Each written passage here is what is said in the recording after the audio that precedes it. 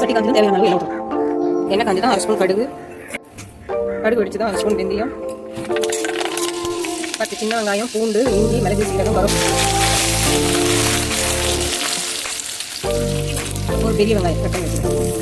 வெங்காயம் பாதி வதங்கணும். 4 கத்திரிக்காய், ஒரு முருங்காய், ஒரு உருளைக்கிழங்கு போட்டுக்கலாம். காய் வதங்கிறதுக்கு தேவையான கல் உப்பு போட்டுக்கணும். அரைச்சி வச்ச தக்காளி விழுது நல்ல பச்சை வாசனை. தக்காளி பச்சை வாசனை வச்சு 3 ஸ்பூன் மிளகா தூள், 1 கிளாஸ் தண்ணி ஊற்றி தேவையான கல் உப்பு. குழம்பு நல்லா கொதிக்குது. வாழைக்காய் வடை நம்ம போட்டோம்.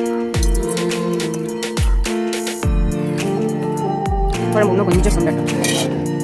குழம்பு நல்லா கொதிக்குதுங்க. ஒரு சின்ன நெல்லிக்காய் சைஸ் புளியை கரைச்சி வச்சுக்கிறேன். குழம்பு போட்டோம். நல்ல வேணும்.